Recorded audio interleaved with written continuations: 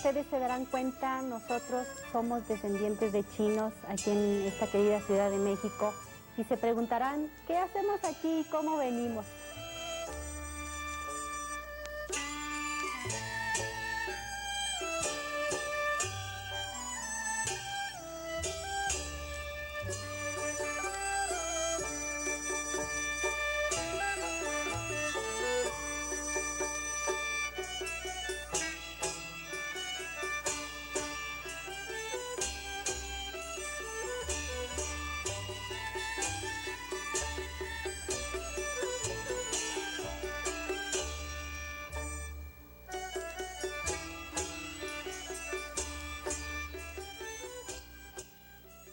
La situación en China era caótica, muchos campesinos habían quedado reducidos a minifundistas y cualquier inundación, cualquier sequía los dejaba en la más absoluta miseria. El hambre empezó a ser bastante pronunciada y lógicamente los chinos pobres, los campesinos sobre todo, estaban dispuestos a vender su trabajo por lo que fuera, con tal de comer y dar de comer a su familia, ¿no? Bajo estas condiciones, algunas compañías, sobre todo las americanas, pensaron en que uno de los provechos que se le podía sacar a China era utilizar la mano de obra de los chinos.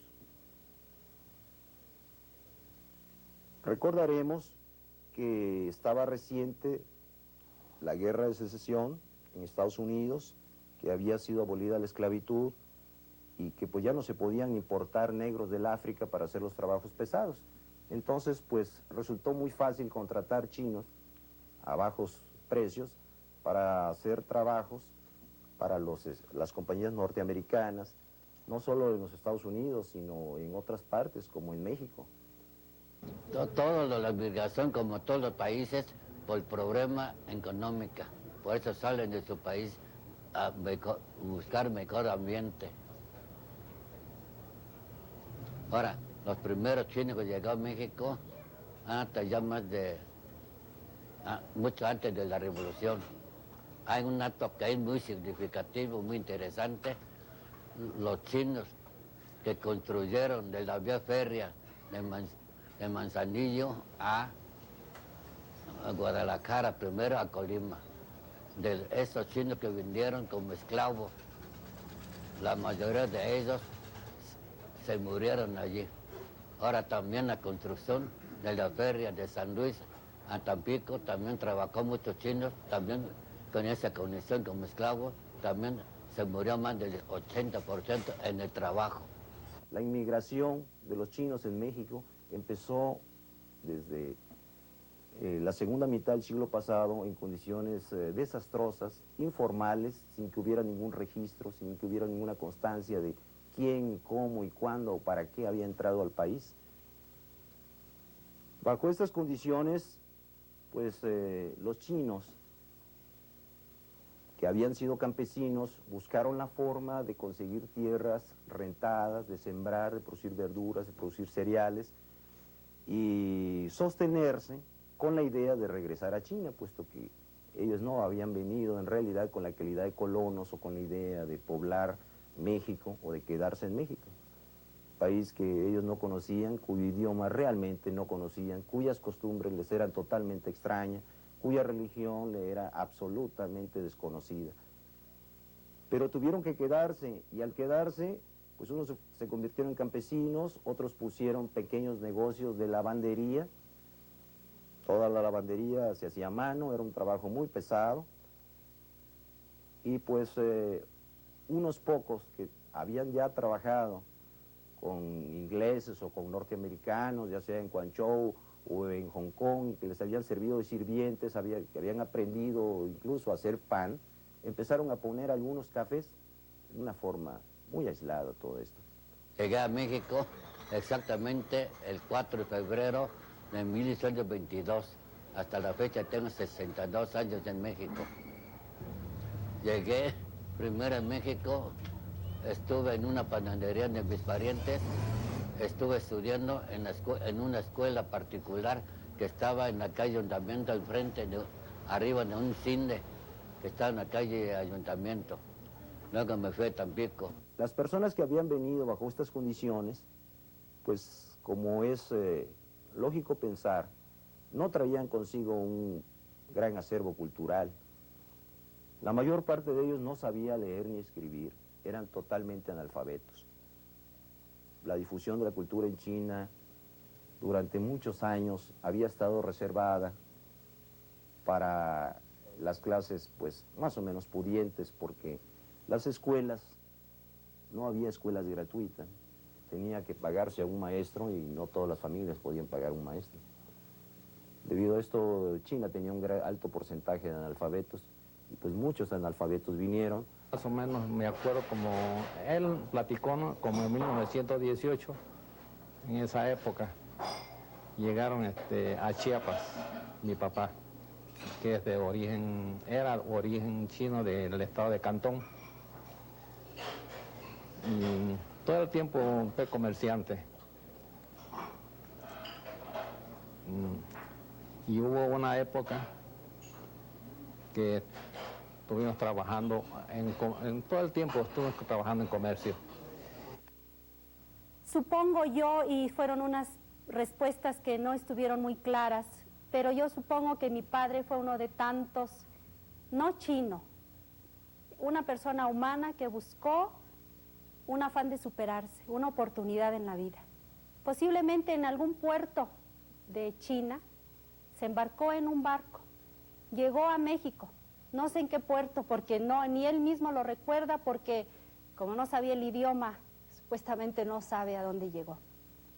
Tuvo que llegar aquí a México porque aquí fue donde hizo sus raíces. Él llegó aquí a México como cualquier persona y buscó trabajo, trabajó en muchas clases de trabajos rústicos y por supuesto nada favorables para él, ¿verdad? Porque el idioma, pues todo estaba en contra de él. Trabajó en las minas de Pachuca, estuvo en Tampico, trabajó en una compañía americana de cocinero, porque su preparación era muy limitada.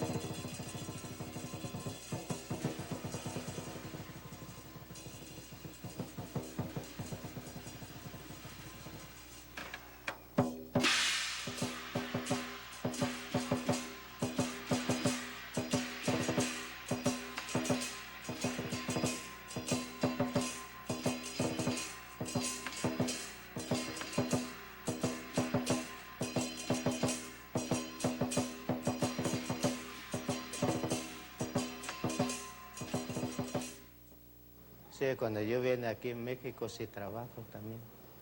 Se va haciendo cocinero, panadero, cajero, casi todo así se trabaja.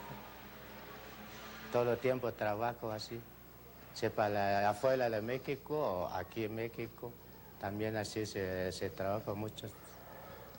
En su trabajo es pesado, luego toca en aquel tiempo, ya hace 70 años, ya poca comunicación con el público mexicano, porque nada más aquí en México, la mayoría de ellos en la bandería, que está encerrado dentro de su casa, es que trabajan hasta 12, 14 horas, poco es el contacto que tienen con el público, por eso aquí lo considera como misterioso.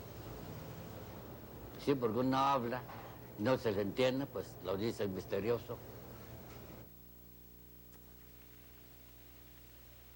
El chino encuentra más fácil, más cómodo hablar con personas que hablan su propio idioma, que tienen las mismas ideas, que tienen los mismos valores, se siente más seguro, ¿no? Y esto, pues, lógicamente lo lleva a formar este tipo de congregaciones, de comunidades, de hecho. Así surgió precisamente el barrio chino de Dolores. Había un negocio que importaba comestibles chinos, es decir, elementos para fabricar comida china, para elaborar comida china, importaba estos elementos de China, y entonces pues muchos chinos iban allá a comprarlos para preparar sus alimentos. Y en torno de esto pues surgió pronto un lugar de reunión donde los chinos iban a jugar mahjong u otros juegos chinos, y pues aprovechaban sus horas de descanso, sobre todo las horas de descanso de café. Todos sabemos que los cafés funcionan principalmente en la mañana para el desayuno y en la noche para la merienda. Entonces sus horas de descanso, que eran a mediodía, las iban a pasar a Dolores, al club, o iban a jugar, o iban a tomar té, a platicar, en fin, esto es... se fue haciendo poco a poco la fama porque se veían muchos chinos por la zona, incluso muchos de ellos iban a la Alameda, se sentaban en las bancas a platicar, y pues la zona fue considerada como el barrio chino. Aquí este barrio le decían el barrio chino, es donde se juntaban más paisanos, y habían casi todos los paisanos que trabajaban se juntaban aquí, que tenían una organización, me parece, donde se juntaban a platicar, a tomar té. Es la costumbre de China, que para tratar algún negocio tomaban té y comer bocadillos, pan al vapor, de la especialidad que hacemos aquí nosotros. Por eso él buscó este lugar para poner el restaurante, por ser el barrio chino que le dicen. De esa época, ya tiene mucho tiempo, eso fue yo creo en 1930 cuando se empezó, de la época más, cuando habían más paisanos de nosotros, de origen chino. Aquí en la Ciudad de México, hace unos 50 años todavía había un poquito más de 1.800 chinos, pero después del tiempo de la guerra, los viejos, unos regresaron a China, otros se murieron. Entonces actualmente no queda chinos de importación, o sea que vienen de China, no serían más de 400. Los demás ya son descendientes de chinos mexicanos. En la calle Dolores había menos restaurantes, porque en aquel tiempo el pueblo mexicano no acostumbró tanto la comida china como actualmente. El temor de la burla es una de las cosas que aísla al chino en el extranjero. Es decir, el chino está consciente de que no le es fácil hablar el castellano, de que no lo habla bien y teme que se burlen de él. Entonces procura hablar lo menos posible en castellano para no ser objeto de burlas. Todo esto conduce a que los chinos pues procuran congregarse, platicar entre ellos, tener puntos de reunión donde únicamente haya personas que hablen chino, ¿verdad? Y donde ellos puedan expresarse en el idioma que sí dominan. Este fenómeno, por ejemplo, ese es el fenómeno, por ejemplo, de los llamados barrios chinos. El chino tiende a congregarse, a tener, a estar junto, ir a negocios donde hay chinos y donde les es fácil comprar y regatear, incluso discutir sobre la calidad de la mercancía, porque la persona que está al otro lado del mostrador habla el mismo idioma que él y él no siente ningún límite en su expresión. Pero cuando se trata de hablar con personas que hablan español, idioma que él no habla bien, pues prefiere muchas veces callarse.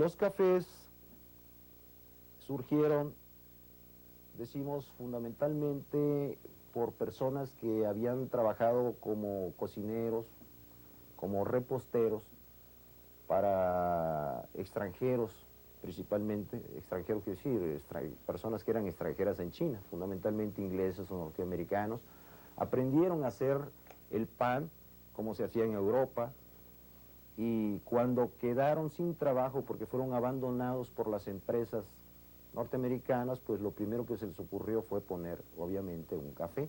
Ellos fueron entrenando a otros chinos en el arte de la repostería, y pues una vez que adquirían estas personas los conocimientos necesarios, pues establecían otros cafés. Así pues también hubo una época en que los cafés, los llamados cafés de chinos, proliferaron, llegaron a haber muchos en la Ciudad de México. Siempre han sido famosos por la alta calidad del pan, por el sabor especial que tiene el café con leche. El café con leche que hacen los chinos es distinto al café con leche que se puede probar en otras cafeterías.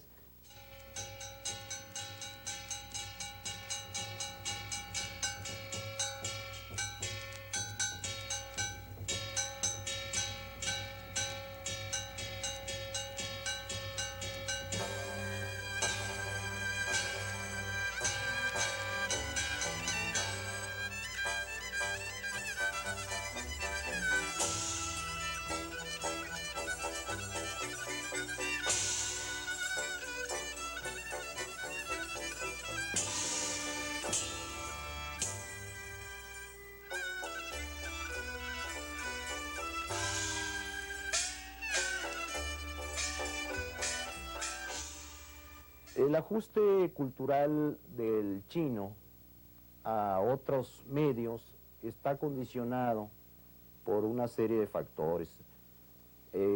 Las personas, los chinos que vienen o que vinieron muy jóvenes a México, se adaptaron con mucha mayor facilidad. Desde luego esto es explicable, ¿no? Aprendieron el idioma más fácilmente, lo aprendieron mejor las costumbres de México, y se adaptaron con mucha mayor facilidad.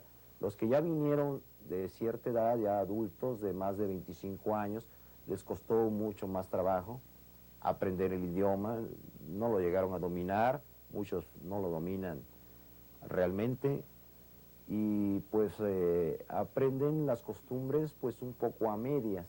Mi esposo llegó aquí de edad era muy niño cuando él llegó aquí a México, entonces pues prácticamente se amoldó, como todo buen chino, ¿verdad? Se amoldó, y yo sí recibí educación occidental. Entonces, no es que lo vea uno bien o lo vea uno mal de nuestros antepasados, pero estamos conscientes de que tanta tradición es como un piano que nos echamos encima y que no nos podemos quitar. Entonces hay que vivir la vida como es, práctica.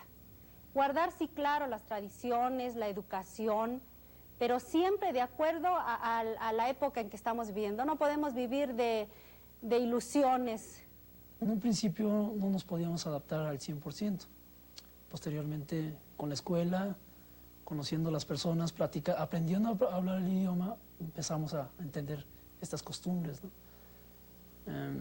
Nosotros, pues en nuestra casa, con nuestros padres, siempre nos dirigimos en su idioma, o sea, en chino. Comemos comida china todos los días. Usamos los utensilios, ¿verdad?, que usan mis padres, que son los palitos. Y esas son las costumbres que hemos tratado de guardar, ¿verdad? No tanto el que sean mejores, sino el no tener que olvidarlas, rescatarlas un poco. Pues originalmente sí estábamos bastante arraigados con la costumbre china, ¿no?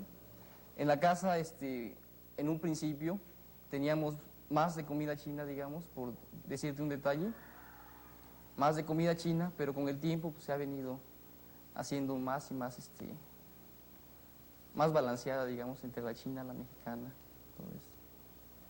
No obstante esto, el chino los descendientes de los chinos, quiero decir, los mestizos, incluso en tercera, cuarta, quinta generación, muchas veces ignorando el idioma chino, ignorando las costumbres chinas, tienen una cierta idea de lo que es China, conservan una especie de recuerdo no sé si se puede decir atávico, a este respecto, tratan en cierta forma de asimilar la cultura china.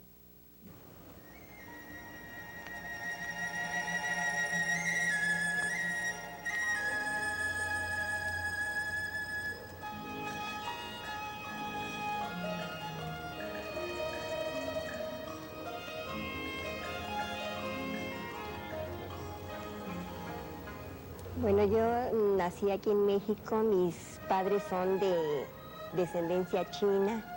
Yo he vivido aquí todo el tiempo.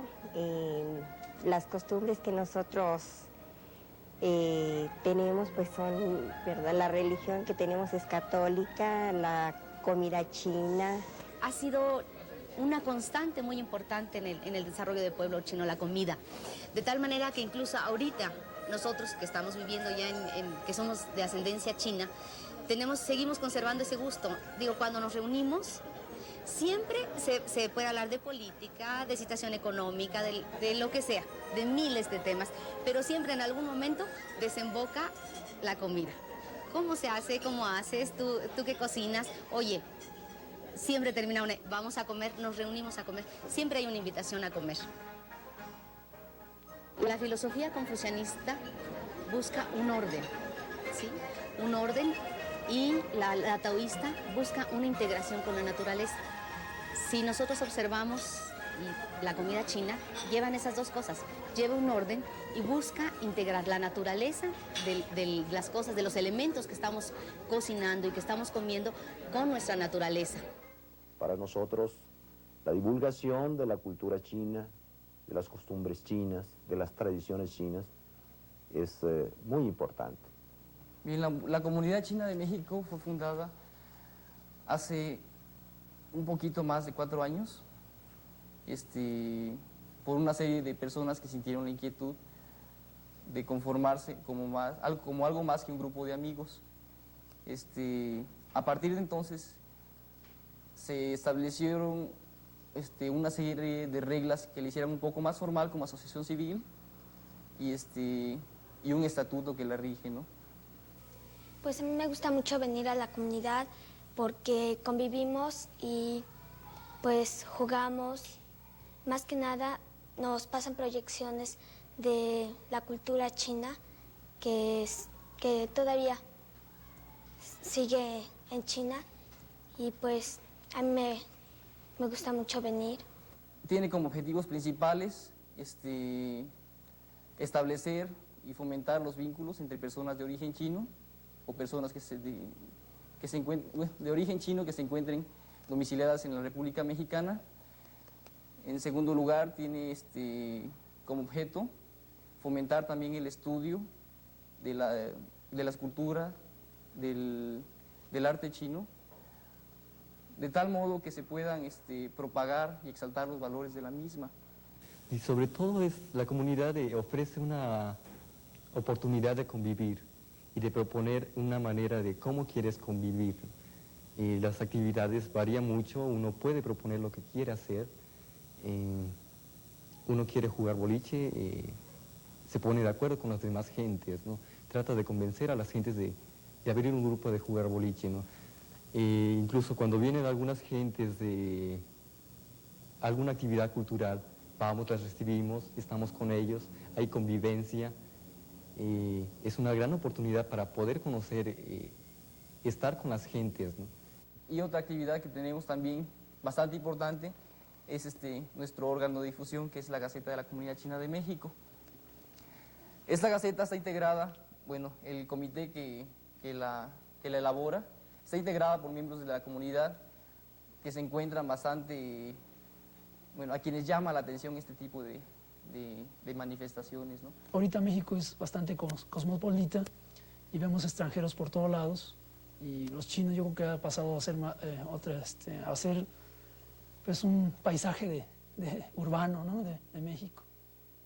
Cưng hầu chân mạo bình yuan, es decir, felicito China y México siempre.